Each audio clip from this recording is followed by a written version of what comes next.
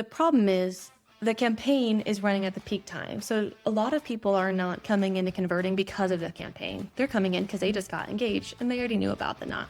And they happened to click on the campaign that we're running. Welcome to the Root Cause Show. I'm Eamon.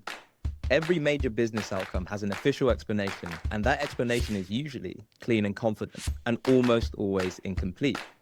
Each episode, I sit down with a practitioner who lives close to one of these problems, and we follow the actual causal chain instead of the story that everyone agreed on. Today, I'm joined by Emily Nightingale, Director of Marketing Data Science at the Knot Worldwide. She builds the measurement that decides how one of the largest marketplaces in the world spends its marketing budget. Emily spent her career on the hardest question in marketing: what actually causes someone to buy? She's built multi-touch attribution and media mix models, amortized channels nobody can click, and the experiments that test whether a channel is creating demand or just standing nearby when the purchase happens. Today, we get into why attribution so often credits the wrong thing and what it takes to measure cause instead of coincidence. Emily, welcome to the Root Cause Show. Glad to have you here. Thanks for having me. I'm excited to be here. Great. So why don't we start with, why don't you introduce yourself in your own words? How did you get to this point? Yeah. So my career's had many phases. The theme has been diving into challenging topics. I first became interested in data when I was doing competitive intelligence and I was being asked to understand why we had customers turning to competitors. And at the time, the best tool in my toolkit was qualitative interviews. But I ended up starting to not feel comfortable informing company strategy based on 2 to 5 interviews, 2 to 5 data points. And I started learning more about trend prediction models. I was way not prepared to start doing that. So I went back and got my master's at Duke and really got into the world of data science. When I was at Duke, I had a great class on econometrics. And at the time, I remember thinking, this is cool. It's very theoretical. I'm never going to use this in my career. Fast forward to working as a marketing data scientist, econometrics and causal modeling have become the best tools in my toolkit because marketing has so much noise and chaos in it that's hard to find the true understanding of what's going on. And econometrics and causal modeling unlocks all of that to allow us to really understand what is driving actions. What drew you to causal measurement and causal modeling? What was your first interaction with it? What made you like it so much? I think some of the first things that drew me to it for causal modeling was probably the first time I realized that the reporting we were using was not telling the full story. And that happened when I was at a former company called Policy Genius. And Policy Genius had a normal click-based reporting. It was a multi-touch attribution company. And the normal channels were there. Google was performing well, but there was interest in expanding to podcasts. And we actually didn't use causal modeling at this point, but what we did is we had some third-party data, which allowed us to say for this many customers we have, how many of them were listening to a podcast and then converting. And I don't love to use third-party data as your only source because it's typically a black box. You don't really know what's going into it. So I use it directionally, and I always compare a second source. And we had a tool called a How Did You Hear About Us survey, which we lovingly refer to as Howdy Who. And it's just a survey that asks someone when they're finished converting, what brought you to the site, essentially. And those 2 things actually showed that podcasts had an immense value. And the company continued to increase investment, and it kept leading to more and more conversions. And none of that story was told by click-based attribution. And so it really started to make me take a step back and wonder, what is actually going on? Like, these major sources that you're typically trusting are not telling the full story. And just segue into the world of causal modeling through experimentation and all of those different methods to really understand the root cause behind what is happening. And I use root cause almost as a pun here. It's a great name. So what do you find are the most useful tools in your tool belt when it comes to causal? What kind of situations do you face and what do you use? Most commonly, we're doing match market testing or geo-testing. So the basic principles are difference and difference. You are essentially choosing 2 sets of markets that are acting similarly. So let's say, for example, we have billboards in Los Angeles. And let's say New York City is a comparable city. if we see like a 5% lift in our conversions in LA because there's billboards in LA, then I would expect to see a 5% lift in New York City or any other city that we expand to, right? It is scalable and allows us to know that unlike other channels, if we do actually decide to roll something out, we're going to expect to see a similar lift from what we've been seeing versus an MMM or click-based attribution. You kind of have to take a random guess haircut at what might happen when you roll it out to an entire country. So that's the main thing we do. We also do a fair bit of things like propensity matching, interrupted time series. We'll do those methods if we cannot run a test for whatever reason. There's so many reasons why you might not run a true experiment at any given time, and sometimes you have to fall back on other causal methods that are still effective. But for me, experimentation is the gold star, the North Star. Makes so much sense. Yeah. I think experimentation is always the most reliable technique. I guess it's really difficult. It gets difficult when you're starting on maybe a region that you don't have many comparables for. So is that when you reach for the other tools, or do you still try to get some sort of comparative and at least get some element of comparison with somewhere else? Yeah. When possible, I will always try to run an experiment.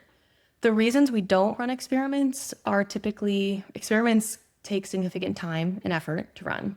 That's one thing. Two, there requires things to be fairly stable. So let's say during that experiment, something extreme happened in Los Angeles, a fire. That can impact your findings. Or let's say your marketing spend changes significantly. And this is a challenge for the knot because we have so many different products that are kind of related that they influence each other in their marketing spend. And so if your spend is changing significantly between products, it can be challenging to run a clean match market test. And the final one, of course, is spend. Like it costs money to run tests. So you either have to spend more or be willing to lose conversions to learn. In the long run, it pays off. But sometimes you have goals to meet and you can't get the buy-in to run an experiment that might put some short-term goals at risk. So if those things are not something we can meet at a given time, then we'll fall back on other methods. That makes so much sense. So let's try and maybe bring this to an example. I don't know if you're allowed to mention real examples, but let's say you've got a marketing campaign that gets credited with driving sales. Before Causal, what is the official story that gets told? And then where does it fall apart? Yeah. So an example of a kind of campaign we run is we have a major campaign that runs every January. And January is typically peak engagement season, or at least peak season. People are coming to the knot because they got engaged over the holidays or Thanksgiving.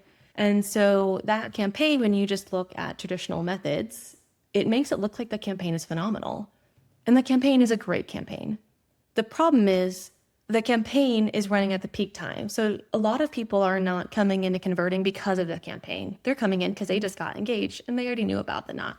And they happened to click on the campaign that we're running. What gets credited tends to be these campaigns, these last touch sources. I think where things start to fall apart is understanding the incrementality of it. Let's say if we want to run 5 more of these campaigns, would we expect to see 5x the lift that we just saw in the campaign that ran in January? No, you wouldn't. You might expect to see maybe 10% incrementality, whatever that number may be, but you cannot assume that number is accurate and scalable to future campaigns. So I guess to put it in my words, I mean, like taking the knot, you're taking the seasonality of engagement and you're accounting for it, on controlling for it. And that's kind of a big element of what you're doing with the causal analysis. Like you're trying to assign proper attribution for the campaign versus just the seasonality. So how accurate can you get with that? Like how much can you say that we expected this many without the campaign or regardless whether the campaign exists or not? And then, because you're always running the campaign, right? So how does that pan out in reality? It's challenging. It's actually one where we can't run any true experimentation on it. And the reason is because in order to run an experiment, you have to have something be geo-targeted or A/B tested. In this case, we have things like organic social channels where you cannot do any geo-targeting. So you can't get a clean read on experimentation. We do use media mix models, which are great. Media mix models are essentially understanding how your spend or impressions are changing over time and how those conversions relate. So media mix models are a really old school method from the 70s, but they've come back in style with deterministic tracking getting more and more challenging due to privacy laws. And while both of those other methods are great, MMM doesn't have a level of granularity to tell you this campaign drove this many conversions. It's a little too high level for that. It's typically at like the channel level. So we can't do a full experimentation because we can't control for it. We can't do an MMM here because we don't have the level of granularity. Where we're kind of stuck to in this example for this campaign is using last touch attribution and having to kind of, or like an interrupt the time series is sometimes what we'll also do. A combination of two, right? So last touch is telling you this. You can build an interrupted time series, which you can add some control variables like seasonality, things like that, to try to understand the impact of both. And what we do is we use all three together, right? So if there's a big change in our MMM performance, even though we don't know it's attributed to that campaign, you would tend to see a spike in January. And MMMs do a good job of accounting for seasonality. So that paired with interrupted time series with last touch, our holy trinity together, really help us try to understand the true incremental lift. Although in that case, it's not a clean read, which is true for most measurement. Yeah. So for our viewers, can you explain what last touch involves doing? Yeah. Yeah. So last touch attribution is one type of click-based attribution. There's also first touch or multi-touch attribution. Of the three, people tend to prefer multi-touch. It gives you a little more information about the entire journey someone took. So for example, if I'm buying a sweatshirt, I maybe clicked on an ad on TikTok, and then maybe I came back to the site directly 2 weeks later, and then maybe I saw an ad on Facebook and I came back, right? So that's 3 touches. And multi-touch would allow you to say maybe 30% of the credit goes to each touch point. And so it helps you understand some of that effectiveness of your marketing. The downside about click-based channels or click-based attribution is it is extremely biased to channels that you click on.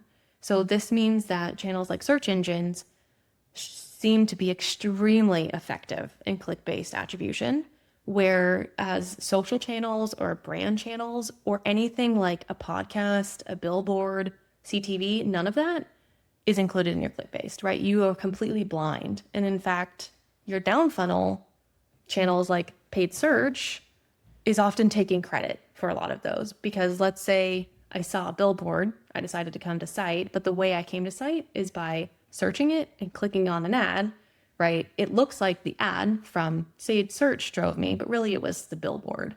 And so it's really hard to parse out kind of that the incrementality of people from any click-based attribution sources.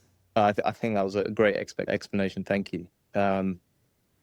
So moving on to maybe some more channels that you can't easily track. So we've been discussing, obviously, trying to discern between, seasonal periods in your business and then attributing it to marketing spend and marketing channels. But what about marketing channels you just simply can't track? What about podcasts and radio spend? You know, that because obviously you can't click those and they will culminate into clicks. Yeah. Is there some sort of different strategy you use for those, or is it the same kind of strategy that you're adopting? I would use a combination for those of media mix modeling, because what media mix modeling is, if you have an increase in, let's say, billboard spend, and you have a commensurate increase in conversions from that spend, you will be able to have billboards as a channel and see that impact. Now, MMM is not causal, but it just tells you relationships, but it should tell you that there is an impact from your billboards. I would also use experimentation, right? So LA, New York example, that's how I would understand the true impact, right? If I have a billboard in LA and not in New York and they're comparable, I would know that there is value there, and I can and should expand billboards to other parts of the country to have that value. So triaging between those two channels, those two measurement strategies, is the best way to start to understand the impact of completely non-clickable channels. You raised a very interesting point there. So, you have the situation where you have a billboard in LA and then maybe you don't have the billboard in New York. So when you're performing this analysis, are you recommending that this happens? Are you setting up the A/B tests? or are you looking for situations in the data where this has already happened to try and attribute and then using it? So are you driving the recommendations for those A/B tests, or how does that work internally? Yeah, it's a combination. So we have monthly cadences where we have a deep dive between our media mix models and click-based attribution. So that's from our platforms like Meta and Google, and also from our internal data. And this touch point allows us to understand what channels are telling a directionally similar story. You've probably noticed this theme. I like to use multiple sources to give me directional insights if it's not a causal approach. So month or quarterly, we take this deep dive. And when channels are acting directionally similar, great, no problems. It's effective. It's not. Maybe we spend more or less.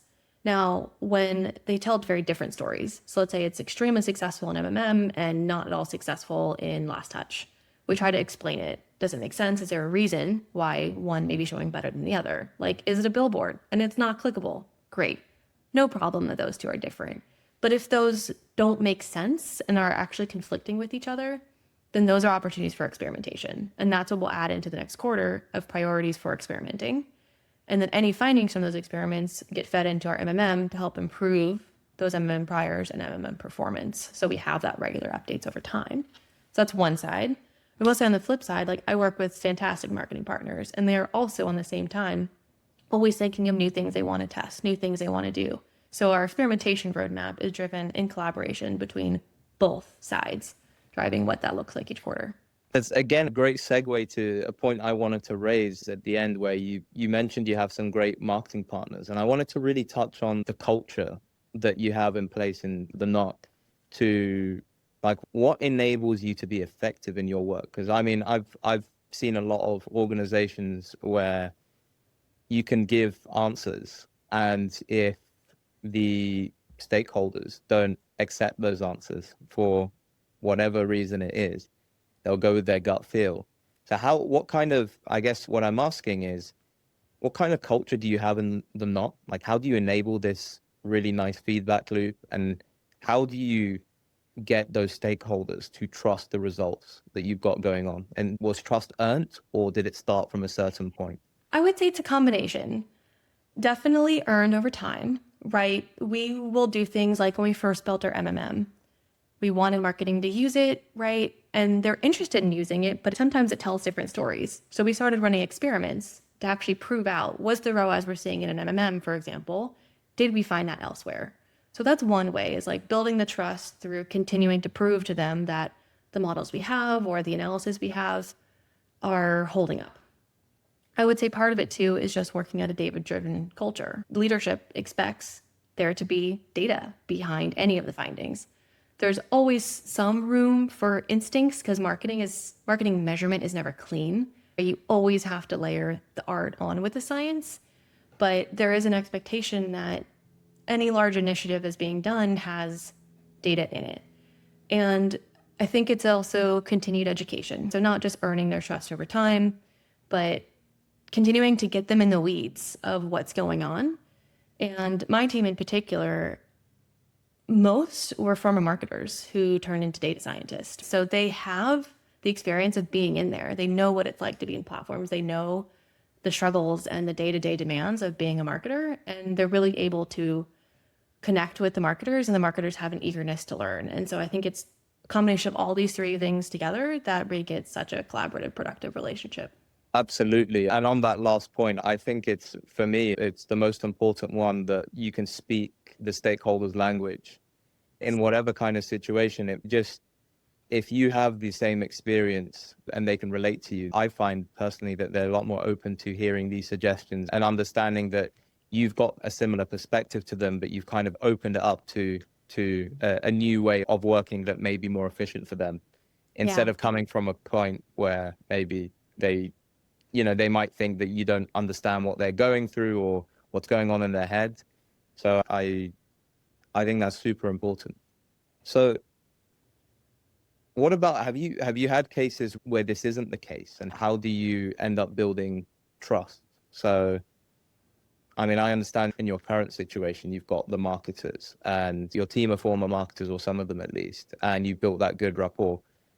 But then I've seen in a bunch of organizations where perhaps adoption of analytics technology is poor because things get discarded. The questions aren't being asked from questions from the stakeholders change every week, or maybe, they're asking questions around the thing that they really want to be asking, and then things get discarded. So have you been in those kind of situations, and how did you deal with that? I mean, of course, we're not perfect. We struggle with some of the same things. It's just the reality of working at a business. The way I solve those problems is completely unrelated to data science. It actually comes back to being empathetic, always trying to understand why my stakeholders may be changing the question they're asking, why they're asking certain questions, why things are getting discarded. And it often comes back to another root cause of something, like maybe overworked, maybe too many priorities, maybe something else is going on in their lives that's causing this to happen. And I think really trying to rehumanize the people that we work with, because it can be so easy to feel competitive and like it's data versus marketing or data versus product. And just remembering that we're all people and we're all at the same org, and coming in with that collaborative, empathetic mentality doesn't fix everything on day one, but it helps build those strong relationships and that trust over time. And it always, in my experience, has always paid off. Absolutely. I can't agree with you more. So let's take this towards some of the recent changes we've seen over the years I know the EU's been a big part of this, but privacy changes and signal loss, like iOS have put things in place, Android, the EU, like GDPR. How have these impacted your work over the years? Hugely, hugely. I remember when GDP first was released, 2014, 2016, it like knocked everything on its head. And it's a big reason we use MMMs, because MMM doesn't require any deterministic tracking. It's just relationships and correlations. So that's a huge one, is switching to different measurement approaches. The challenge always continues to be the familiarity with last touch attribution is there. And last touch attribution, or any attribution, click-based attribution, I should say, has a level of granularity that you often can't get elsewhere. So the world we're slowly moving to, in my opinion, is one where click-based reporting, if it's not owned first-party data, is going to be irrelevant. We're at the point where it's causing almost more noise than signal for a lot of things. I know with things like iOS releases, if you have people opting out or who have increased privacy tracking on their iPhones, which as a consumer I love, as a marketer and data scientist, it's harder because then you're completely blind on about 15% of the US population and 30 to 50% of the European population. So it makes marketing harder, but it makes us pivot to experiments. It makes us pivot to MMMs, and it makes us pivot to really prioritizing and investing in our own data. And that's CRM, that's transactional data, that's things on our site that we're still able to see and understand that persists beyond any privacy changes. Makes a lot of sense. So let's contrast that like sort of signal loss that we've seen across the years due to these changes with technological advancements. Would you say that which side has won? So have you lost signal and accuracy, or do you think with the technological advancements and some of the ways the marketing teams in general and yourself have been able to adapt, you've managed to improve your accuracy over the years relative to before these changes were in place? It's a really interesting question. I think we're still at a net negative, but I think we are trending upwards. I think the world of causal modeling and the packages available out there and the understanding of it have increased. I don't want to say tenfold, that's probably an exaggeration, but increased significantly and has become a much more significant portion of data scientist toolkit in the last 5 years because of this. And that's helping. I also think the world of AI modeling as an input into those findings is still very early stages for most people, where I think it has a lot of potential to help, but right now we're at the stage where it's causing more noise and maybe some more work as we're figuring it out. So I want to say the trajectory is there, but we're still at the point where it's still hard to measure. There is still no clean way. When we had deterministic tracking 15 years ago, that was easy. Yeah. It's definitely more complicated now. But I hope that in 10 or 15 years, it's a different story. Yeah, I mean, from the shift that I've seen just with root cause, there's a huge amount of interest in adopting these kind of technologies, but most businesses, I would say, 70 to 80% are still in the experimentation phase because I don't think anyone's really figured it out yet. But there's, I guess some businesses have different methods of adoption of these technologies. Some are incremental, and some want to do a whole transformation and throw the table over. Yeah. What have you seen in the nut? Do you think it's the latter or the former for inside your processes? I think there's a lot of interest in using more AI. Is AI specifically what you're asking about, or more like causal approaches, or both together? I am causal. So just like new technologies that are coming in. I mean, if you can comment on both, that would be great. Okay. Yeah, there's a lot of interest, certainly on the data team. I mean, causal modeling has taken off. It's now the primary tool, one of the primary tools we're using. So a lot of interest on the data team. The marketing team is now asking for more and more reads on incrementality than ever before. So I think the appetite for that kind of measurement is there. There's a lot of interest on technology. I think the feeling in a lot of companies is there are so many options right now that it's like the Wild West, and choosing the right one can be challenging. Candidly, my concern when it comes to AI and prediction, which I'm sure you'll talk about in one of your podcasts coming up, but like one of my concerns is in order to have really good causal modeling, you have to make sure that the right assumptions statistically are included. And it's really easy in my experience when you use just like AI tools now, they get them wrong. They get them very wrong. And then they just lie to your face about them. And so like that's my concern is if you take the human brain out of it too much, who really understands the math behind it, that you can start to hallucinate. So there's a little bit of concern from the end users about like how far do we want to go there right now, given what we've seen with AI tools and causality. Yeah, and I second that as well. I think you touched on, in my opinion, the most important problem that we have today, which is assumptions. And I think there are so many implicit assumptions that get made by humans that people just don't realize they're not translating to the processes that are run by AI workflows. And that's probably where the biggest point of failure happens, in my opinion. So I think you touched on a great point there. And I think also in the world of causal, and with a lot of the algorithms that exist, and I think most of them, to be honest, there's assumptions that are attached to each of those algorithms that you implement to solve a specific problem that a lot of the time, maybe if you're asking Claude to run something, it may not be checking off the prerequisite checklist and making sure that the data is suitable for that kind of thing. Yeah.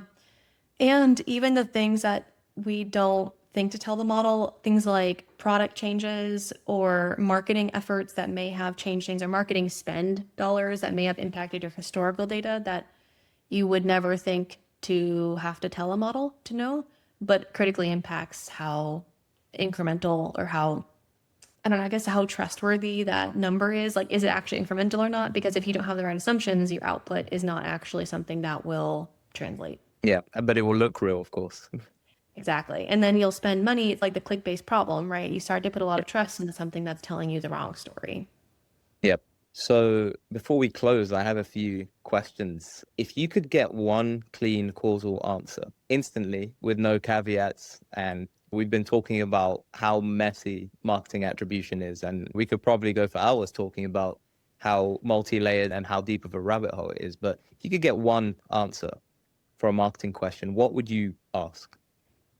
The impact of brand awareness, because brand awareness is very top of funnel. It is very hard to measure because it's really delayed.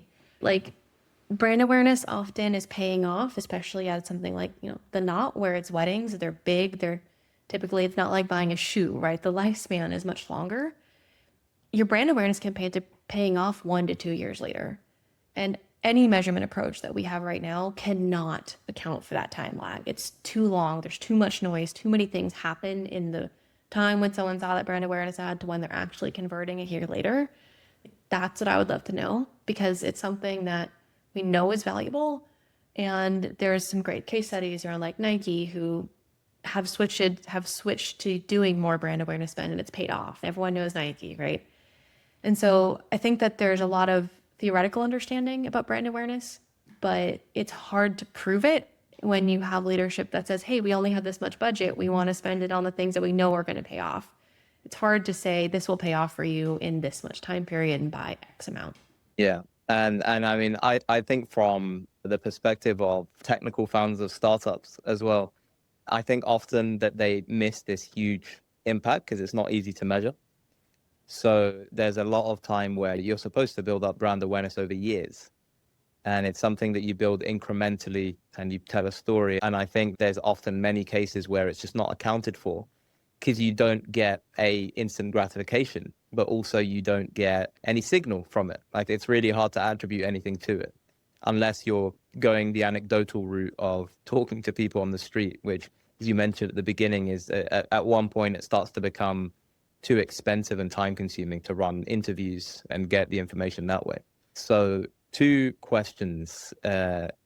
Think of an outcome in your work or just generally in the world where you're convinced that the official explanation is wrong. But what does everyone think is the explanation, and what do you actually think is the explanation? Okay, I can't take credit for this because I actually heard a story about it, but I find it very compelling. So it's that less people are having children. And the theory behind it is that it's happening because kids are expensive, people are less willing to spend money on raising a child. But the theory I've heard is, what if it's actually technology? Like, what if more people are on their smartphones and finding like relationships virtually through computers, TV, that kind of thing, and not needing or wanting to go out and actually couple up and have kids? I think they started to finally see a decline in birth rates, even in less developed countries. And that's part of the reason, the hypothesis, that the crux point was actually like smartphones and recent technology rather than GDP of countries. Yeah, I mean, actually, to build on that, so I've seen some statistics where the recent generations that are growing up are less likely to drink and go out and attend concerts and things like that.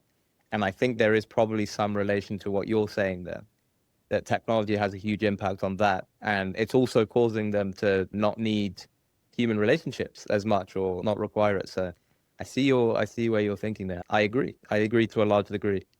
This is a counterfactual question. If you could change one variable and run the world forward again, which one would you change? And what's your guess at what would happen? And however much detail you want to go, first order effects, second order effects. Okay, it's actually a similar theme. I have always wondered, what is the impact of air conditioning as a technology? And let me talk about why air conditioning. So before air conditioning was popular, people would sit outside, right? You'd sit on your porch, you'd sit in parks, you meet your neighbors, you maybe like bring a TV outside, right? People would be outside and communicating and socializing. And once air conditions started to become a thing, it became more comfortable to be in your house. And it starts to be like one of the pivot points for this like more social isolation, I don't know, way of life that we have recently. Yeah. But yeah, I'm really curious. And maybe in the end, cell phones would have dominated and it doesn't matter. And you could probably actually do some sort of measurement on this by looking at countries with really hot countries that don't have a lot of air conditioning and see if this is true. Is social isolation still a problem there? It's probably something you could measure. But I have been curious, like, was it the first stage in where we are today in social isolation? And would that be any different if we all had to sit outside on our porch because it was a lot more comfortable and still say hi to our neighbors?